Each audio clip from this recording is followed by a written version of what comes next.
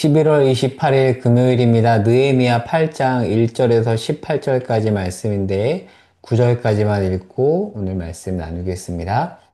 이스라엘 자손이 자기들의 성읍에 거주하였더니 일곱째 달에 이르러 모든 백성이 일제히 수문 앞 광장에 모여 학사 에스라에게 여호와께서 이스라엘에게 명령하신 모세의 율법책을 가져오기를 청하매 일곱째 달 초하루에 제사장 에스라가 율법책을 가지고 회중 앞 곧 남자나 여자나 알아들을 만한 모든 사람 앞에 이르러 수문 앞 광장에서 새벽부터 정오까지 남자나 여자나 알아들을 만한 모든 사람 앞에서 읽음에 뭇 백성이 그 율법책에 귀를 기울였는데 그때 학사 에스라가 특별히 지은 나무 강단에 서고 그의 곁 오른쪽에 선 자는 마띠냐와 스마와 아나야와 우리야와 힐기야와 마아세야요 그의 왼쪽에 선 자는 이름을 생략했습니다. 5절 에스라가 모든 백성 위에 서서 그들 목전에 책을 펴니 책을 펼 때에 모든 백성이 일어서니라.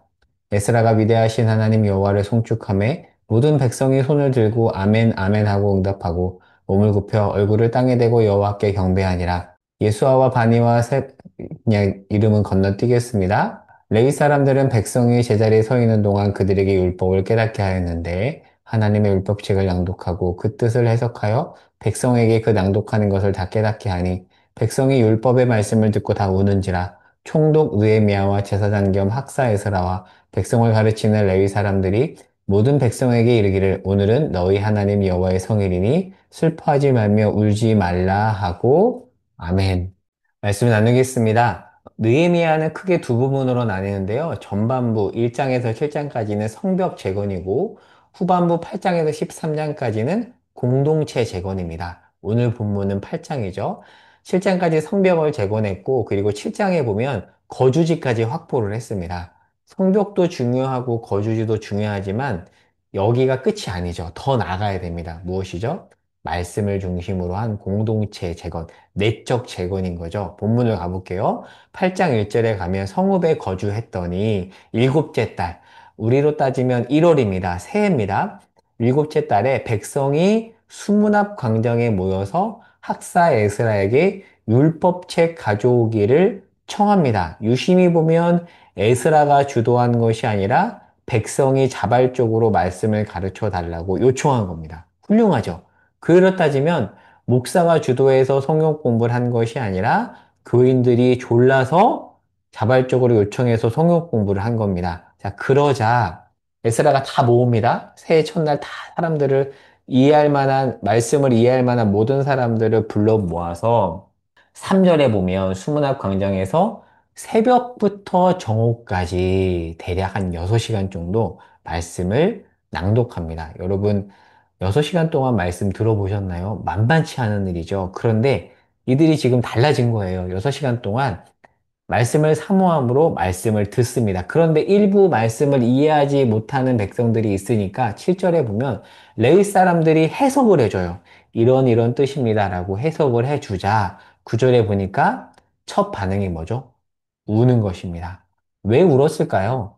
감동해서 울었을 수도 있지만 이런 것 같아요. 그동안 말씀에 비추어서 봤을 때 그렇게 살지 못했던 자신의 모습을 확인하고 하나님 앞에 죄송해서 한탄의 눈물, 죄송한 마음에 눈물을 흘리는 것이죠. 여러분은 그런 경험이 있으신가요? 저는 지금도 그래요. 말씀을 보면 말씀에 비추어 볼 때 제대로 살지 못하는 저의 모습을 늘 확인합니다. 그래서 저는 기도할 때 종종 그런 기도를 하나님께 많이 해요. 하나님 죄송합니다. 하나님 죄송합니다.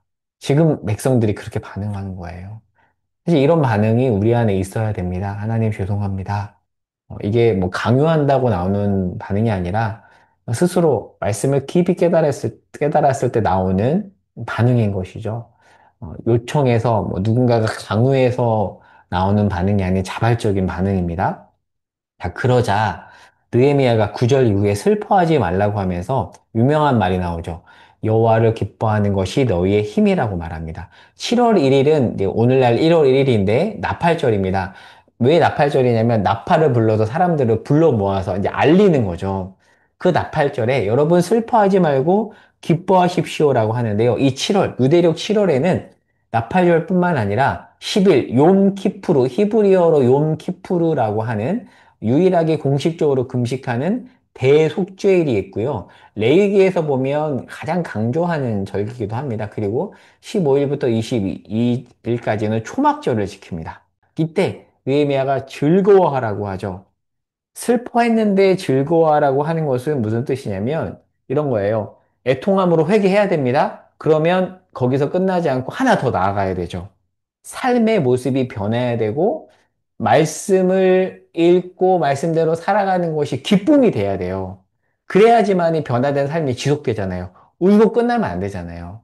아이고 잘못했습니다. 아 이제 제대로 살아야지 이렇게까지 가는 거죠. 그래서 지금 느헤미야가 여호와를 기뻐하는 것이 너의 힘이라고 말하는 겁니다. 슬픔으로 끝내지 마라. 기뻐하면서 계속해서 말씀대로 살아라. 그랬을 때 힘이 된다. 진정한 신앙인의 힘이 거기서 나온다라는 차원에서 여호와를 기뻐하는 것이 너희의 힘이라고 말하는 겁니다. 그동안은 어, 절기를 제대로 지키지 않고 말씀대로 살지 않았는데 17절에 보면 이렇게 말하죠. 여호수아 이후 이렇게 제대로 지킨 적이 없었다. 정말 철저하게 말씀 앞에 반응을 한 거죠. 그리고 이들은 계속해서 말씀을 듣습니다. 지금까지 성벽을 재건했고 거주지도 확보했는데 거기서 회복이 시작되는 게 아니에요. 더 나아가야 되죠. 말씀을 통한 삶의 내적 성벽이 구축되어야지만이 진정한 회복이 일어나죠. 이러한 진짜 회복이 지금 유다 공동체 안에 있었고 그 중심에는 누가 있죠? 평신도 지도자 느헤미야와 말씀 지도자 에스라 둘이 연합해서 지금 공동체를 재건하고 있습니다. 이제 말씀을 정리해 볼게요. 오늘 말씀 재건의 중심에 있었던 에스라. 에스라는 누구죠?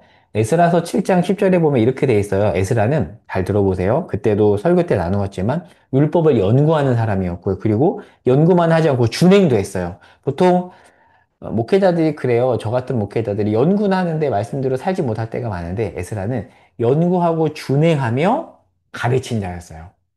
율법을 연구하고 준행하며 율례와 규례를 이스라엘에게 가르치기로 결심한 자였고 에스라 7장 12절에 보면 율법의 완전한 자였대요.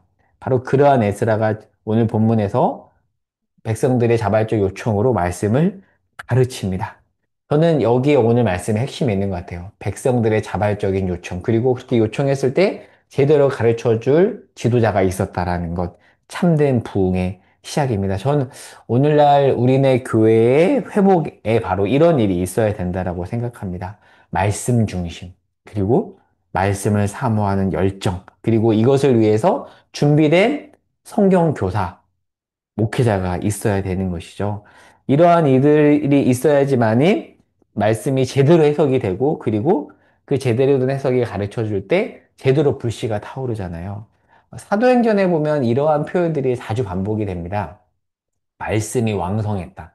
초대교회 공동체는 말씀이 흥왕하는 말씀이 왕성한 공동체였는데 제가 사도행전 설교할 때 한번 설명을 드렸는데 기억이 날지 모르겠습니다. 한 목사님의 글인데 제가 한번 읽어드릴게요. 말씀이 흥왕한다는 것은 뭐냐면 이런 겁니다. 말씀이 흥왕했다라는 것은 설교가 길어졌다는 말도 아니고 성경 공부 모임이 많아졌다는 말도 아닙니다.